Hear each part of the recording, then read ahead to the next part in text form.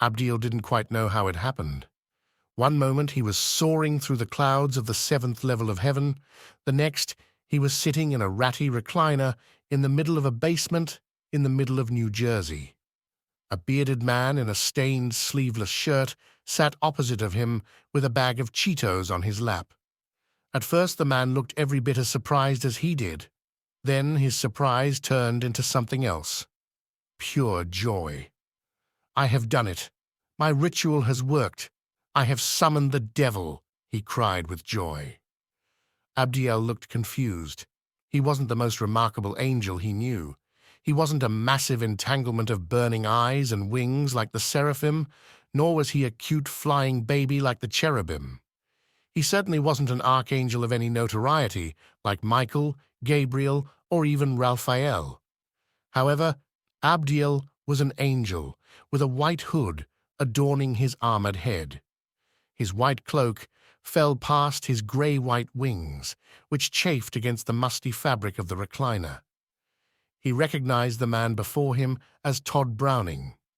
He knew every human in existence, and Todd was every as unremarkable as a human as he was an angel. Well, maybe a little less so given the odd mixture of arcane symbols, incense, and pizza boxes which strewn about his basement. "You are my prisoner, Lord Satan. Now bargain with me," Todd said excitedly. Abdiel sighed and shook his head. "There's been a bit of a mix-up." "Your sweet words will hold no purchase, deceiver," Todd bellowed. "Do I look like Satan?" Abdiel shot back. "Nay, Satan was not only a liar, he was also once an angel," Todd said, pointing as spit trailed from his mouth.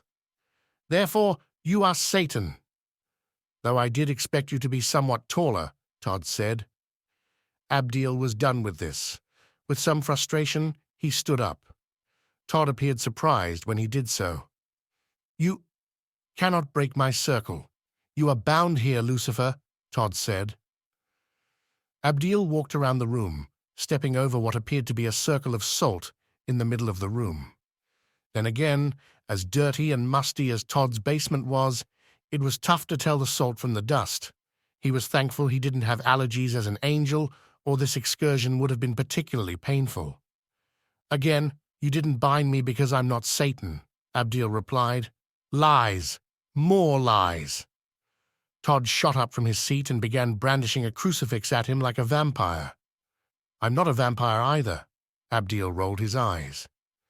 Todd seemed a bit surprised by this revelation, looking at his cross suddenly as if it were defective. "Really? Because in certain sources you are," Todd started, only to recover his fanaticism mid-sentence. "More lies and deceptions." "Well, this has been very illuminating," Abdiel said, "but I really have to be going." "You can't leave." Todd made every effort to block his exit. Abdiel really wanted to tell Todd that neither locked doors nor even physical walls could prevent his leaving. "I have bound thee," Todd said. "Only I can release you." "Is that how it works?" Abdiel almost wanted to fly away just to spite him. "It is. Now give me what I want, and I'll free you," Todd said. Abdiel began to scan the room. He noticed the incense, the arcane symbols, the burning candles. One thing was missing: a grimoire. Todd must have had one somewhere to effect such a summoning. "Where's your spellbook?" Abdiel asked at once. "You'll never make me talk, serpent," Todd said. "After all, it is the only thing I have to bind you here." The truth of the matter was, Todd did have him over a barrel here. If Abdiel didn't get that spellbook, Todd could simply re-summon him whenever and wherever he wanted. It would be very inconvenient and a pain in the wings, even if Todd's ability to keep him in this place were non-existent beyond that. He tried once more to reason with Todd, even though it had not gone well so far. "Trust me, Todd Browning," Abdiel said. "If you have summoned Lucifer, this conversation would be a lot shorter and a lot bloodier." "Trust you. I know your lies, Morning Star." Todd laughed. "I am wise to your tricks." Abdiel didn't say anything. He decided the silent treatment might work better, so he simply crossed his hands and brought his wings over his armor as he regarded Todd for a moment. Todd began fidgeting almost immediately. "Fine. If you aren't Lucifer, then who are you?" Todd demanded. "I'm—" Abdiel started, but then realized the flaw in his logic. Curses. That's going to work either, is it? If he gave Todd Browning his name, Todd would have true power over him. Not only would he be able to summon Abdiel, but he would actually be able to bind him to this place and prevent him from leaving. And given how dirty this place was, that might be as close to hell on earth as things went. He wanted to trust Todd Browning, but then again, the guy was trying to summon the devil and leverage him. "Fine, you got me," Abdiel relented. "I propose a trade. You give me your grimoire, and I'll give you whatever you want." Todd narrowed his eyes towards Abdiel. "How do I know you will honor your word? You are, after all, the father of lies." Abdiel thought about this. "Well, how did you see this going? You wanted something from me, and now I'm offering to give it to you." Todd shuffled his feet a bit. "Well, if all else fails, I was thinking about charging admission." Abdiel drew his sword at the mention of that option. His blade bellowed fire. "I knew you were Satan," Todd cried as he saw the sword. Abdiel rolled his eyes. Every angel in the company of heaven had a flaming sword, even the cherubim. This made for an awkward sight, admittedly, seeing scores of flying babies holding giant blades of fire in their tiny, plump hands.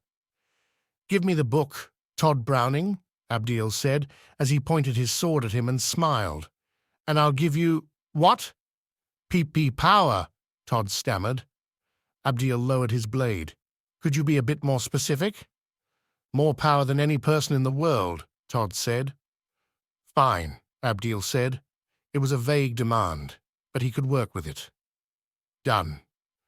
Todd ran his hands over his admittedly unimpressive body. "I don't feel different." Abdiel raised his hands. The one light bulb in the dingy apartment shone brighter than before. "Did I do that?" Todd asked.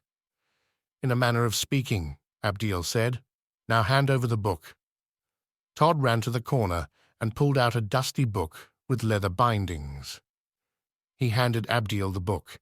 The angel immediately opened it, his eyes wide. This whole misunderstanding had stemmed from the heavenly equivalent of a wrong number. Todd had summoned Abdiel using Lucifer's old address in heaven. He gazed at Todd. "Is this your only copy?" he asked. Todd nodded. "Excellent," Abdiel said, as he brought his flaming sword to the grimoire, transforming it into a pile of ash in seconds. "Our business is concluded." He disappeared then, but not before he heard Todd cry, "I'm the most powerful man in the world." Which was technically true, Abdiel smirked, as he returned to the skies to soar above the earth. Todd's household was now taking on more power than any person on Earth. He would soon have the heftiest energy bill in the tri-state area. But then again, Todd didn't really specify what kind of power he was after. Maybe dealing with angels wasn't too much better than dealing with devils.